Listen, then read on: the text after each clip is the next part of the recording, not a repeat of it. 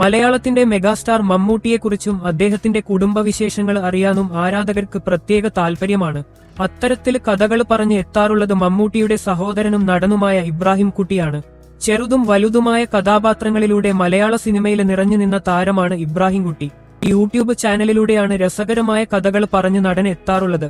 അടുത്തിടെ പങ്കുവച്ച ഒരു വീഡിയോയിൽ മമ്മൂട്ടിയുടെയും തന്റെയും സുന്നത്ത് കല്യാണം നടത്തിയതിനെ കുറിച്ചായിരുന്നു ഇബ്രാഹിം കുട്ടി പറഞ്ഞത്.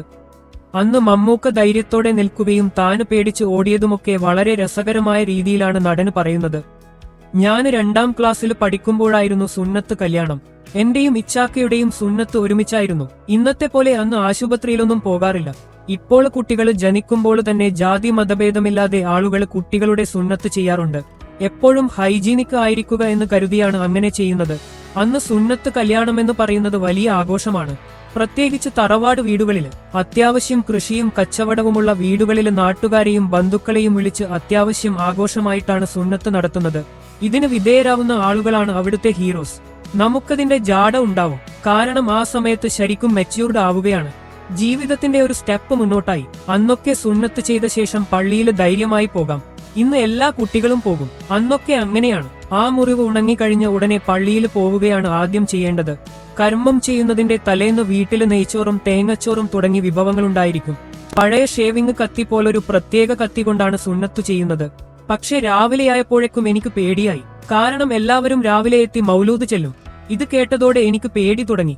ഇച്ചാക്കയ്ക്ക് യാതൊരു കുഴപ്പവും തോന്നിയില്ല. അദ്ദേഹം ധൈര്യത്തോടെ നിൽക്കുകയാണ്. ആദ്യം ഇച്ചാക്കയുടെ ചെയ്തു, ശേഷം എന്റേതാണ്. അവിടുത്തെ ബഹളവും കരച്ചിലുമൊക്കെ കേട്ടതോടെ പ്രാണനെടുക്കുന്ന വേദന പോലെയായി. ഞാൻ അവിടെ നിന്നും മുങ്ങി. എല്ലാവരും എന്നെ തപ്പാന് തുടങ്ങി. ഒടുവിൽ എന്നെ പിടിച്ചോണ്ട് വന്ന് മുണ്ട് വലിച്ചെറിഞ്ഞു. മാമായൊക്കെ ചേർന്ന് വട്ടം പിടിച്ച് ഒറ്റ മുറിക്കല്. ഞാൻ അലറി വിളിച്ചു കരഞ്ഞു. ഇത് കാണുമ്പോൾ തന്നെ അസ്വസ്ഥതയാണ്. അങ്ങനെ ഏറെ നേരം കരച്ചിലായി. ഭയങ്കര വേദനയാണെങ്കിലും അന്ന് ഒത്തിരി സമ്മാനമൊക്കെ കിട്ടുന്നതിന്റെ സന്തോഷമുണ്ടാവും. മുറിവ് ഉണങ്ങിയതിനു ശേഷം പള്ളിയിൽ പോകുന്നതിനെ പുറപ്പാട് എന്നാണ് പറയുക. പുതിയ മുണ്ടും ഷർട്ടുമൊക്കെ അപ്പോൾ കിട്ടും.